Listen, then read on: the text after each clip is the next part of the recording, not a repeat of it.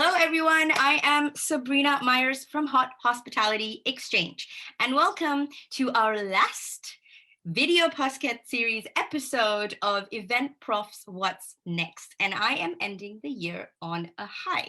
The very special guest that I got to know in the last few weeks, actually. He reached out to me after seeing me moderate an Event MB event, and we connected by phone, and I would like to introduce you to Mason. Now, Mason, if you would like to introduce yourself, I think it's really fantastic what Mason does, who he is, and this is going to really kick you guys off to a wonderful start to 2021. So I'm handing it over to Mason to introduce himself. My name for all the viewers is Mason Harris. Sometimes people refer to me as the Chutzpah Guy. The Chutzpah Guy, chutzpah is a word that has Yiddish origins. Sometimes you hear it spoken as chutzpah. Mm-hmm. It is a difficult word to describe or to define. Mm-hmm. And that's what I've been doing in presentations and also my new book called The Chutzpah Advantage, which is due in February of 2021. Fabulous. Now, I love this topic, and I think I also just kind of really like saying the word. So my first question for you, Mason, is what is chutzpah? That is how you say it, right? Chutzpah. That is a great question. I'm going to throw it back on you for a second before I answer. How would you describe chutzpah? And actually, even members of the audience, if you want to jot down a word or two, how do you think of chutzpah? That's great. Whoever is watching this, put it in the comments what you think chutzpah is. So for me, I hear chutzpah more from popular culture. So from movies that I've watched, Hollywood and that sort of thing. To me, it means as someone that has a certain something. I don't know what that certain something is, but in Europe, for example, in French, they say je ne sais quoi. It's like this person has a certain character or something about him that is intangible and yet so tangible. So that's kind of what I think chutzpah is. Uh-huh. That's actually a very good start to this. I found through interviews and presentations, over 30 descriptions. You're the first to do the je ne sais quoi, and I apologize for my lack of French, but hopefully I got it at least close to correct and understandable. So I've heard words like bold, gritty, courageous, innovative. One person said, chutzpah, oh, that's intestinal fortitude. Audacity, passionate. Then the other side of the coin, the same word being defined by other people, and sometimes even the same people, is it's rude, it's arrogance, it's selfish, it's shocking, it's brazen, it's kind of insolent at times as well, and certainly undignified. So I was confused. How can you have the same word described by the same people or multiple people who say, I may not be able to describe it well, but I know it when I see it, which is a famous line from a Supreme Court judge related to another issue. Mm-hmm. So what is it about this word or set of behaviors that brings about such different responses? So again, the responses are typically positive or negative. Mm-hmm. Why are we viewing it so differently? And if there's going to be any value in learning about chutzpah to improve ourselves and our companies, we need to define it better. So the first thing I set out to do was to define it better. Is chutzpah a personality characteristic or something that people naturally have, or can it be learned? Okay, that's a great question. In essence, we're asking is something like this, is it genetic? Is it environmental? Can we learn it? Do we get it from our parents, from observing others? Or do we have a natural tendency towards this very, at this point, still vague idea of chutzpah? Yeah. Well, I think of it as something that some people may be born bolder than others. Their personality may make them bolder, but they can learn the behaviors. And I have 8 behaviors in the model that's easy to remember that comprise chutzpah. Now, as kids, some of us have had parents who said, you are going to take piano lessons. Yeah. And as soon as we realized we could learn online shopping, we gave it up. But for those of us who did it, we may have had a talent or a bit of a natural advantage learning it. Others who didn't persevered, stuck with their lessons, and probably became relatively proficient. I don't know if they became worldwide traveling concert pianists, but they got better at it. So I look at chutzpah as something similar. You may not feel that you're bold or charismatic or innovative, but you can certainly focus on improving that. And every level of magnitude that you can improve is going to benefit you in your career and probably your organization if you run a company, if you can create this chutzpah-like atmosphere. Right. So in your book, you talk about these 8 different traits Mhm. that comprise or that in order to have chutzpah, it covers these 8 traits, right? Mhm. Now, how can chutzpah benefit people and organizations? Are you at liberty to tell us what these 8 are, Sure. or well, people just have to get the book? Or can you give us a little snippet and why is it that it will benefit people and organizations? I will share the 8 behaviors. What the book and my presentations do, though, they come with the stories that people relate to. Business people who've been successful to cab drivers who've implemented chutzpah, which shows that it is there for all of us. By the way, I believe chutzpah is a skill set and that we can learn it. Just as people can learn how to become computer programmers Yeah. and use those skills to create new solutions for us in the event industry related to virtual and hybrid events to Mhm. make it flow better. That's the use of that one skill set. Other people may use the same skill set and create ransomware Mhm. that steals from individuals and companies. So it's not the skill set, the chutzpah that's good or bad. It's how people implement. As Right. far as the 8, okay, we won't do it now, but for those of our viewers sitting at home, draw a circle, almost like a pizza pie, and then cut that pizza pie into 8 slices. So line down the center, down the side, 2 more lines. Put the letters of the word chutzpah, CHU Mhm. TZPAH, in each of those slices. Got it. Okay, so the first rule of chutzpah, and I'm going to be doing this quickly because we do have a limit on time, but hopefully enough to get you interested. And I'll show everyone the visual representation of what I've drawn. You have much better artistic talent than I do. I want you to know that right away. Mine would not look nearly as good as that. Okay, so let's start with that first C. Yeah. The beginning of a chutzpah is derived from a Latin word Okay. or expression, carpe diem. Familiar with carpe diem? I am. Yes. Okay.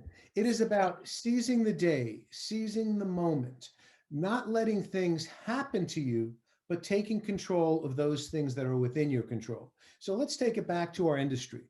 We've been hit by a worldwide pandemic.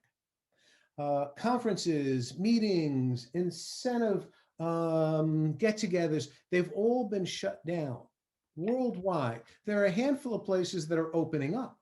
And why are they opening up? Because people have come up with innovative safety solutions or protective measures Yes. to keep our attendees safe. But by opening up, they have seized the day to say, hey, we know we have a problem, but there is more than one way to deal with this problem. Mm. Shutting down is one way. Another way is to figure out what can we do on a smaller scale that still will benefit the economy. And it's local to international economies that have been harmed by this. The suppliers, the trade show exhibitors, the thought leaders, everybody that brings these conferences to a peak that make it so valuable. Yeah. There's a way to still work with that. So carpe diem is the first one. And carpe diem also includes those people in our industry who are working on software solutions to make virtual and hybrid events more accessible, to minimize the technical difficulties, to make the flow better. So that carpe diem is the first step. Fantastic. The H, or the first of the 2 H's, Mhm. relates to something we're all familiar with. We come up with a good idea. For example, what you're doing right now, the leader of social media, you're training people all over the world Mhm. how to better manage and take advantage of the social media phenomenon that Yeah. we're living through. Absolutely. Okay? For their benefit and their advantage. Yes. Right.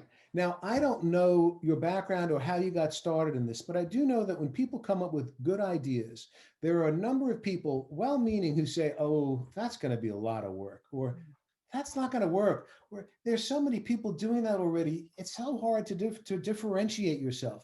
Yeah. There are these people who raise objections. The objections are actually good because they help us think through the issues. So the second characteristic, the second behavior, is to learn how to handle objections, to Right. truly understand the objection. It's a questioning process. It's listening. And it's also at some point saying, well, this person clearly doesn't get it. I've listened, but they're just opposed because they're more fearful. Yeah. I'm not fearful, so I'm going to move forward, which ties into the Carpe Diem. Fantastic. That you, in the Chutzpah model, relates to uncovering need, pain, or opportunity. Right. The pain points. Right, the pain point. So if you have chutzpah, you have to understand what solution you're providing for.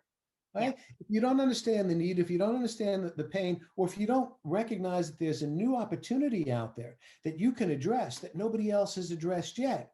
Yeah. I use Uber as an example, for example. Prior to Uber and Lyft, there were lots of options for public transportation and private car services. Absolutely. So who would have thought, well, you're going to actually create this model when it's already solved? What they did was they grew the need. They saw an opportunity for people to feel comfortable saying, I'm going to meet some friends at a bar tonight. I'm not going to drive because I know that I have the simplicity, the ease of an app on my phone that will get me home safely. Correct. That was the opportunity side. Okay, let's move on to the T. Mhm. There are people that we run across who we consider to be trailblazers. Yeah. They're pioneers. They're the first ones out there doing something new and innovative. Maybe somebody's done one thing, but they've introduced a new element. Trailblazers don't have a fear of being criticized or failing. Yeah. Okay. It takes guts, intestinal fortitude to say, I'm going to be the person out there. I'm going to do this. So that's the T. Fantastic. The Z is interesting. It is, we spoke about the U earlier, the uncovering need, pain, and opportunity. Yeah. Well, the Z is different. Now we've run across an objection or roadblock that seems insurmountable. Yeah. For example, I'm a small business person and I want to expand my business by hiring people. And I go to the bank says, no, this isn't the right time. You go to another bank, they say, well, we don't really work with businesses like yours. No, we're going to have to decline on the loan. You keep doing this. A lot of people give up at that point because they can't get by this challenge.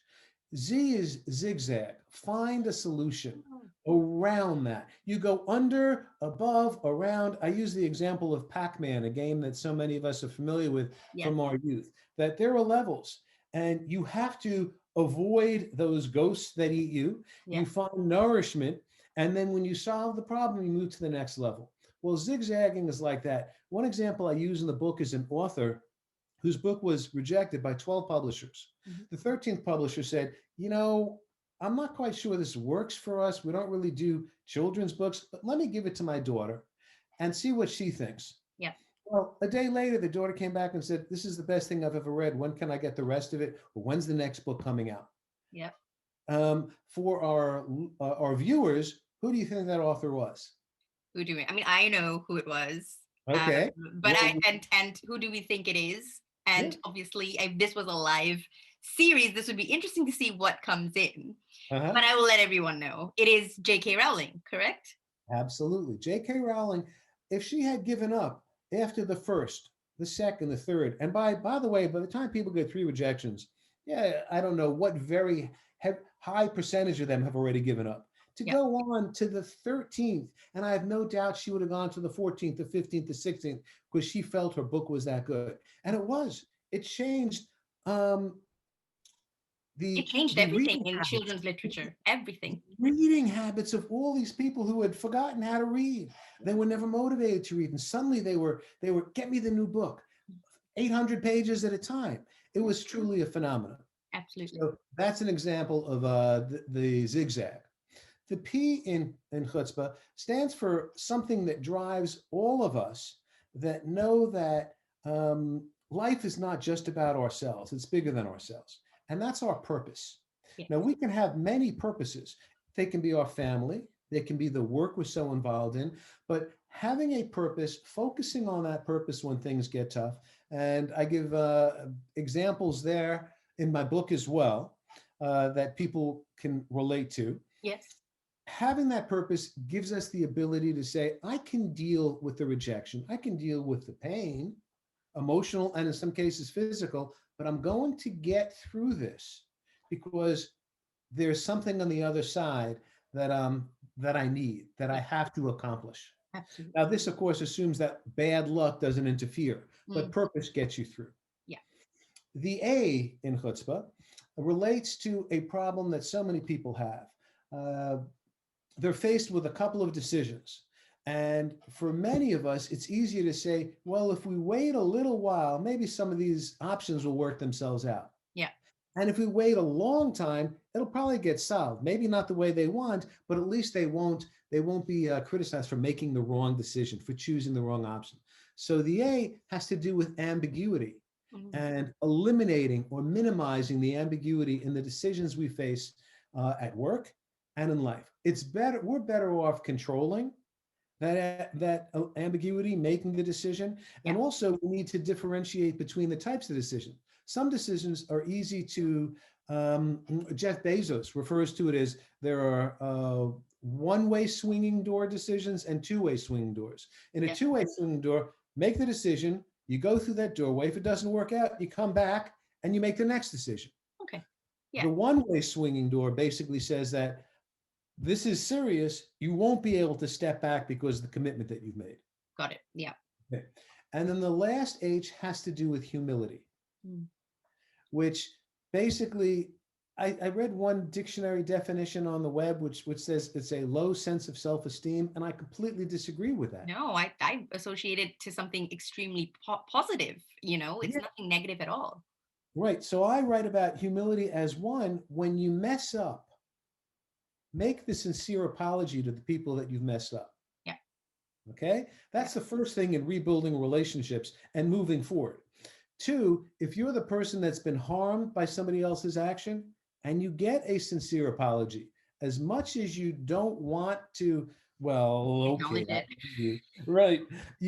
It may be in your interest to, and it's part of humility. And then the last piece from a leadership standpoint within a company, humble leaders understand that success isn't because of them exclusively, it's because of the people around them. Correct.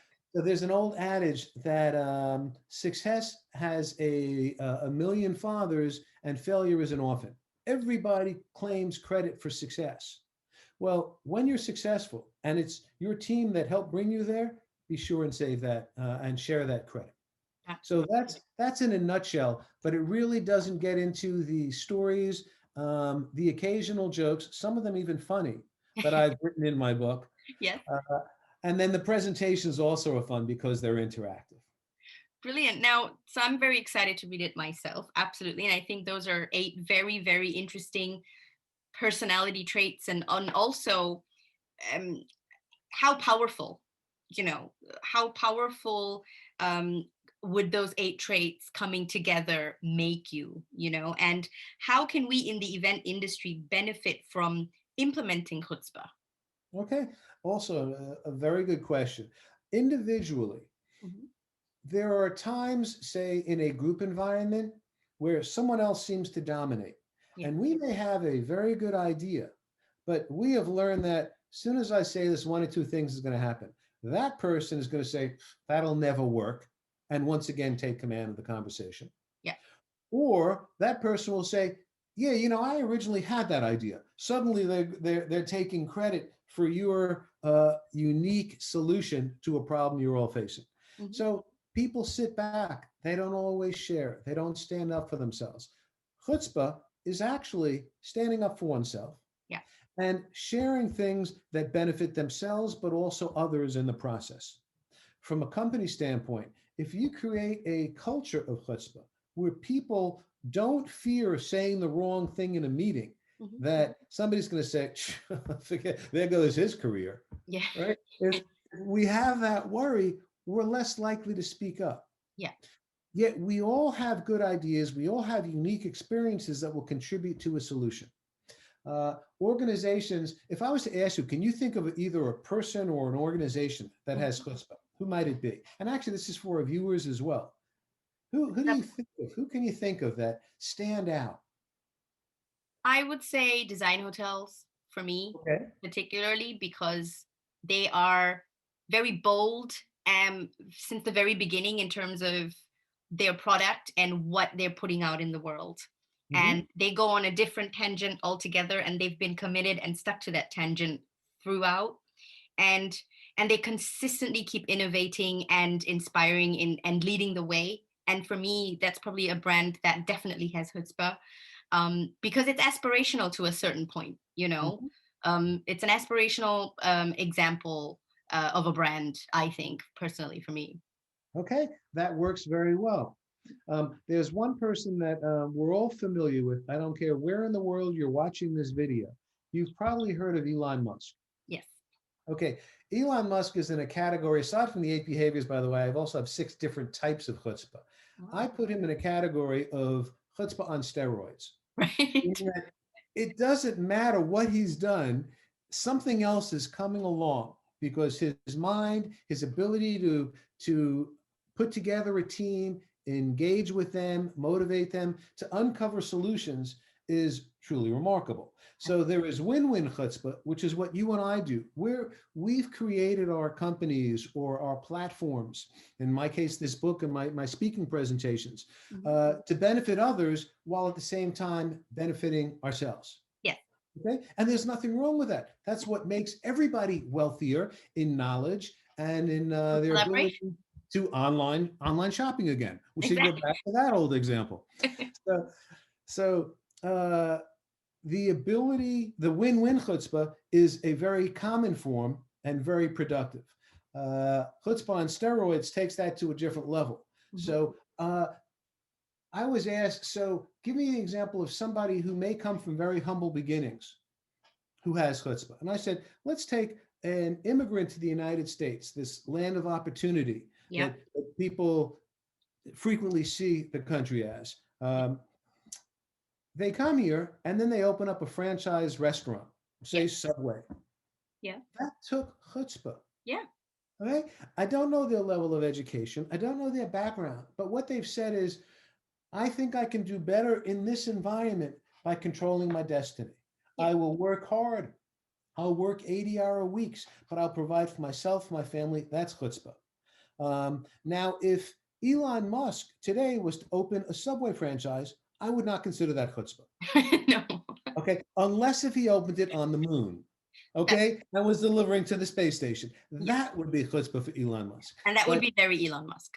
yes, would be. So where you start from and where you are going, what your aspirations are, is more of a measurement of does this person have chutzpah than are you an Elon Musk? Are you the founder of a $1 billion, or in the case of what is it, Airbnb right now, $100 billion valued company in the country?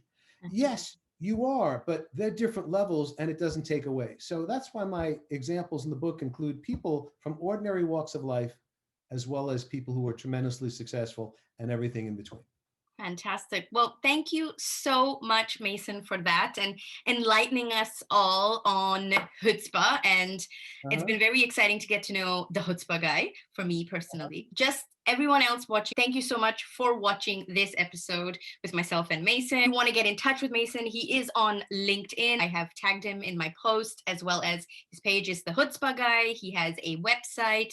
I will drop all the details in the content and the post. And of course, please continue to follow both of us on our online journeys. Reach out to us if you want to connect and ask us any questions or anything of that sort. I thank you so much for watching all the episodes for Eventprofs working from home, as well as Eventprofs What's Next in this year of 2020, which has been the year of innovation and collaboration, especially for me, for sure.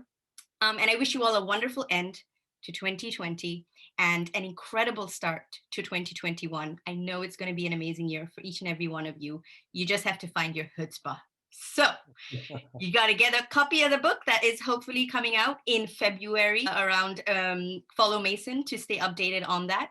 And yeah, thank you again, Mason, for your time. It's been wonderful. And I wish you also a fantastic 2021.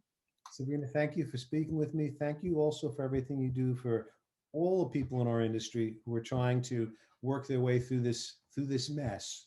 And you too, have a happy, healthy, safe new year. And to all of the viewers, a great 2021 and beyond. Thank you so much. Thank you everyone for watching. Take care. Bye.